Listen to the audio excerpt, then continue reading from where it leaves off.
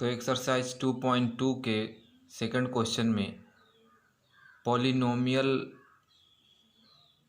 Quadratic polynomial का equation find करना है और जीरोज़ जो हैं वो दिए गए हैं। तो पहला क्वेश्चन सॉल्व कर लेते हैं। पहले क्वेश्चन में जीरोज़ दिए गए हैं, जो पहले क्वेश्चन में जीरोज़ दिए गए वो 1/4 एंड -1 है। तो अभी तो क्वाड्रेटिक इक्वेशन हमको नहीं पता, तो हम मान लेते हैं let the quadratic polynomial be. क्या होता है क्वाड्रेटिक पॉलिनोमियल के standard form ax² + bx + c, और जीरोज़ मान लेते हैं and its zeros be alpha and beta. Alpha and beta इसके जीरोज़ मान लेते हैं।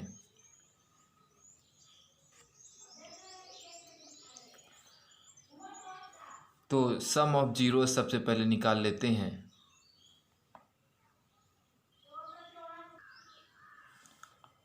तो सबसे पहले सम ऑफ जीरोज़ लिख लेते हैं। जीरोज़ क्या हमने माना है, अल्फ़ा प्लस बीटा। तो अल्फ़ा और बीटा होता है -b/a। अब वैल्यू रख लेते हैं। सम ऑफ जीरोज़ दिया है 1/4। अब प्रोडक्ट ऑफ जीरोज़ निकाल लेते हैं। तो alpha into beta product of zeros दिया है, तो अल्फ़ा इंटू बीटा होता है c/a। ये क्या दिया है, -1, और नीचे कुछ नहीं दिया है तो वहाँ पे 1 रख लेंगे। अब वैल्यू पुट करते हैं। तो a के सामने क्या है, 4 है, तो a = 4 हो जाएगा। b के सामने क्या है, 1 है, लेकिन -b के सामने 1 है, तो हमें b चाहिए, तो माइनस इधर शिफ्ट हो जाएगा, तो -1 हो जाएगा। और c यहाँ पे -1 है। यहाँ पर a के सामने 4 है और यहाँ के a के सामने 1 है, तो 4 से ऊपर नीचे मल्टीप्लाई करना पड़ेगा। तो यहाँ पे आ जाएगा -4 और यहाँ पे आ जाएगा 4। तो c = हो जाएगा हमारा -4। अब ये a, b और c की वैल्यू को हम इस क्वाड्रेटिक पॉलिनोमियल के स्टैंडर्ड फॉर्म में हम रख देंगे। तो लिखेंगे देयरफॉर क्वाड्रेटिक पॉलिनोमियल इज, क्या हो जाएगा, ax²। तो a की वैल्यू क्या है, 4x²। b की वैल्यू क्या है, -1, तो -1x। c की वैल्यू क्या है, -4, तो -4। अब इसको एक बार और फिर से अच्छे से लिख लेते हैं। 4x², 1 का x से मल्टीप्लाई का तो x ही आएगा, ये -4। यही हो जाएगा फर्स्ट का आंसर। सेकंड क्वेश्चन में √2 सम ऑफ जीरोज़ है और प्रोडक्ट ऑफ जीरोज़ 1/3 है। तो उसी तरह let the polynomial x² + bx + c और जीरोज़ उसके अल्फ़ा और बीटा। तो सबसे पहले सम ऑफ जीरोज़ निकालते हैं। अल्फ़ा प्लस बीटा क्या होता है, -b/a। -b/a का मतलब क्या, x का कोएफिशिएंट और x² का कोएफिशिएंट a है। अब b की सम ऑफ जीरोज़ क्या है, √2, और नीचे 1 रहता है हमेशा। फिर अल्फ़ा इंटू बीटा यानी प्रोडक्ट ऑफ जीरोज़ क्या है, c क्या होता है, c/a। c की वैल्यू दी गई है 1/3, लेकिन यहाँ पर a के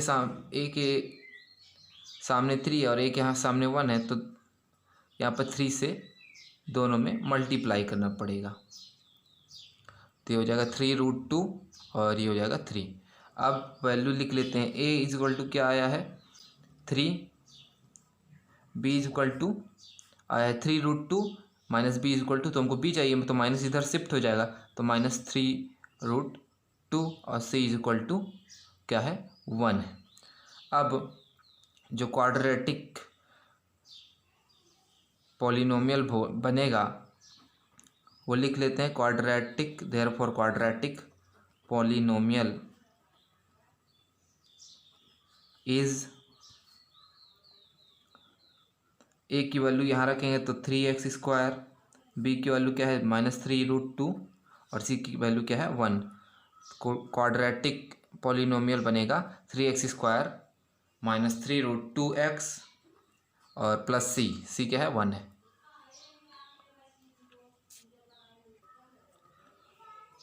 थर्ड क्वेश्चन में जो सम ऑफ जीरोस दिया है वो 0 दिया है और प्रोडक्ट ऑफ जीरोस दिया है वो √5 दिया है।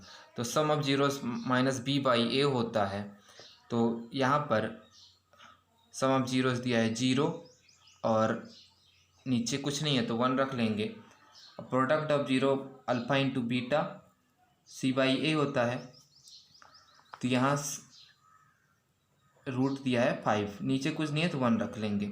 यहाँ पे a के सामने 1 है और यहाँ पे a के सामने 1 है, तो मल्टीप्लाई करने की ज़रूरत नहीं है। अब वैल्यू रख लेते हैं, तो a के सामने है 1 और b के सामने 0, माइनस b के सामने 0, तो b के सामने भी 0 होगा क्योंकि माइनस से 0 में मल्टीप्लाई करते हैं तो 0 ही आता है। और c के सामने क्या है √5। तो अब इसकी वैल्यू हम इस standard form of quadratic polynomial में रख लेते हैं। देयरफॉर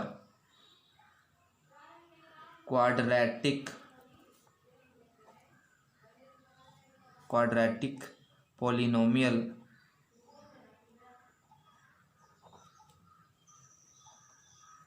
इज, वैल्यू रखते हैं तो 1 × x² प्लस 0 × x और c की जगह √5 रखेंगे। अब 1 का x² से मल्टीप्लाई होगा तो x² आएगा, 0 का 0 से होगा, x से होगा तो 0 आएगा और √5, तो ये हो जाएगा answer.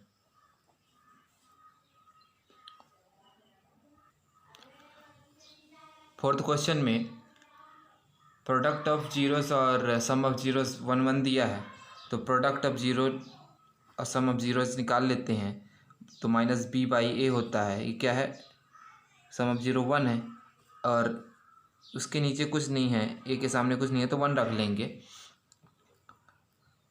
Alpha into beta c/a होता है, c क्या है, अल्फ़ा इंटू बीटा क्या दिया है 1 दिया है और नीचे कुछ नहीं है तो 1 रख लेंगे। तो a is equal to, a के सामने क्या है 1 है, b के सामने क्या है -b के सामने 1 है तो माइनस इधर शिफ्ट हो जाएगा तो b इज इक्वल टू -1 हो जाएगा और c के सामने क्या है 1 है। अब a b और c के वैल्यू को रखते हैं standard form of quadratic polynomial के, तो ax² यानी 1x² 1 × x² प्लस bx यानी -1 × x और प्लस c यानी 1। अब इसको 1 का x से मल्टीप्लाई होगा तो x ही होगा और ये +1 है, तो क्वाड्रेटिक पॉलिनोमियल बना x² - x + 1। बहुत इजी क्वेश्चन था ये वाला। चलिए फिफ्थ क्वेश्चन देख लेते हैं। फिफ्थ क्वेश्चन में सम ऑफ जीरोस जो है वो -1/4 और प्रोडक्ट ऑफ जीरोस है वो 1/4 दिया है। तो सम ऑफ जीरोस निकाल लेते हैं। अल्फ़ा प्लस बीटा क्या होता है -b/a, यहाँ पे क्या है -1 है और ये 4 है, और अल्फ़ा इंटू बीटा क्या होता है c/a और वो क्या दिया है 1/4। तो यहाँ पे भी a के सामने 4 है, यहाँ पे भी a के सामने 4 है, तो मल्टीप्लाई करने की जरूरत नहीं है। और b के सामने क्या है -1 है, -1 है, -b के सामने -1 है तो माइनस इधर शिफ्ट होगा तो माइनस माइनस क्या हो जाएगा प्लस हो जाएगा, और c के सामने क्या है 1 है। अब जो क्वाड्रेटिक पॉलिनोमियल बनेगा वो वैल्यू रखते हैं, a की जगह पे रखेंगे तो 4 × x² और b की जगह पे 1 रखेंगे तो b एक्स, तो बी की वैल्यू 1 है और सी की वैल्यू क्या है 1। अब इसको अच्छे से लिख लेते हैं। 4 का एक्स स्क्वायर से मल्टीप्लाई होगा तो 4x स्क्वायर, 1 का एक्स से मल्टीप्लाई होगा तो x, और यहाँ पे 1 है। तो क्वाड्रेटिक पॉलिनोमियल क्या बना, 4x square plus x plus 1। Sixth question में जो प्रोडक्ट ऑफ जीरोज 1 है और सम ऑफ जीरोज 4 है, तो क्वाड्रिक पॉलिनोमियल का सम ऑफ जीरो सबसे पहले निकाल लेते हैं। तो अल्फ़ा प्लस बीटा क्या होता है, माइनस बी बाई ए, तो ये है 4। ए के सामने कुछ नहीं है तो 1 रख लेंगे। अल्फ़ा इंटू बीटा क्या होता है, सी बाई ए, तो यहाँ पे 1 है, 1 दिया है, ए के सामने कुछ नहीं है 1 रख लेंगे। तो ए के सामने यहाँ 1 है, यहाँ ए के सामने 1 है, तो मल्टीप्लाई करने की ज़रूरत नहीं है। तो ए इज इक्वल टू क्या है, ए के सामने क्या है 1 है, बी इज इक्वल टू क्या हो जाएगा 4 है, माइनस बी के सामने 4 है तो माइनस इधर शिफ्ट होगा तो -4 हो जाएगा। और सी के सामने क्या है 1 है। तो जो क्वाड्रेटिक पॉलिनोमियल बनेगा वो 1 इंटू एक्स स्क्वायर वैल्यू रखने पर, -4 इंटू एक्स, और सी की वैल्यू सी की जगह पर रखेंगे तो 1। अब इसको अच्छे से लिखते हैं। तो 1 का एक्स स्क्वायर से मल्टीप्लाई होगा तो एक्स स्क्वायर -4x प्लस 1, यही हो जाएगा क्वाड्रेटिक पॉलिनोमियल। तो आपको अल्फ़ा प्लस बीटा निकालना है, minus b by a, alpha into beta निकालना है सी बाई ए, ये वैल्यू यहाँ रखनी है सामने, और फिर उसकी ए बी और सी की वैल्यू निकाल लेनी है, और फिर ए बी सी की वैल्यू को पुट कर देना है standard form of quadratic polynomial के, A X square plus B X plus C के में रखनी है वैल्यू। तो आपका क्वाड्रेटिक पॉलिनोमियल का आपको फाइंड हो जाएगा आसानी से। होपफुली आप लोग को सॉल्यूशन समझ में आ गया होगा। तो वीडियो को लाइक करिएगा और चैनल पर नया है तो सब्सक्राइब करिएगा। Thank you.